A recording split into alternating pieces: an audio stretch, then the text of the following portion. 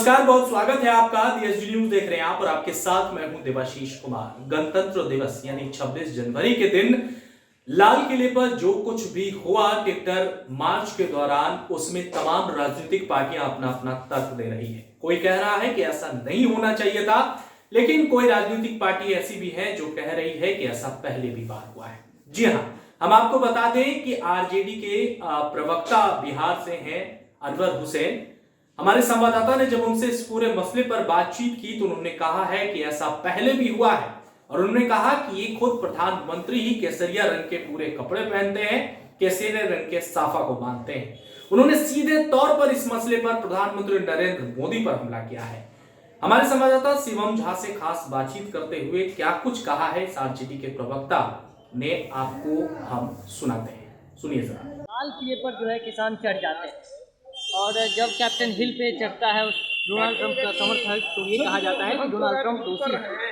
और जब आप समर्थन करते हैं किसानों का और उस वक्त किसान चढ़ जाते हैं लाल किले पर, तो किसकी ये लापरवाही है, किस पर दोष मरना चाहिए? देखिए, सबसे पहली बात यह कि कैपिटल हिल पे जो कुछ हुआ और जो कुछ लाल किला के आसपास हुआ, उसमें कोई समानता नहीं है।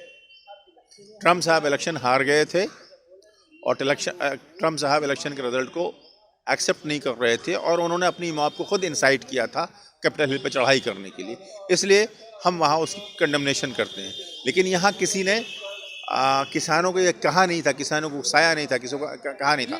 किसान करेगा कि आपने कहा था या नहीं, ये सुन लीजिए ना, किसान वहाँ पहुँच गए। सवाल ये है कि जब किसान, आपको पता था कि 2 लाख ट्रैक्टर आ रहा है, तो आपने उसकी पेशबंदी क्यों नहीं की? आपने उसका इंतजाम क्यों नहीं किया?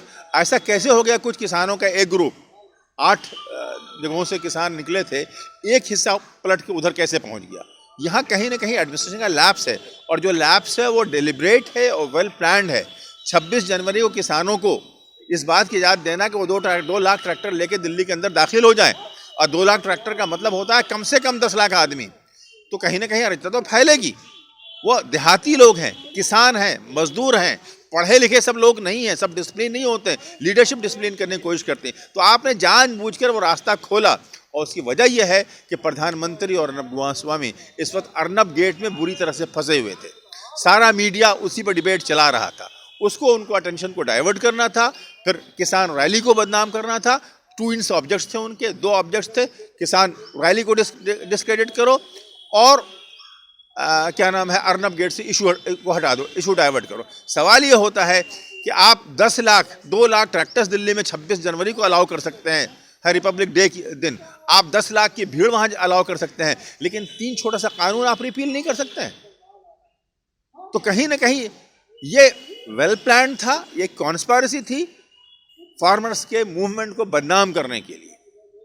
और जिस खालिस्तानी झंडे की बात की जा रही थी, वो एक झंडा है, वो किसी मुल्क का झंडा नहीं है, वो किसी इज्म का झंडा नहीं है। वही झंडा कल प्रधानमंत्री हम अपने सरों पर बांध चुके हैं। तो क्या हम प्रधानमंत्री को खालिस्तानी प्रधानमंत्री बताएं?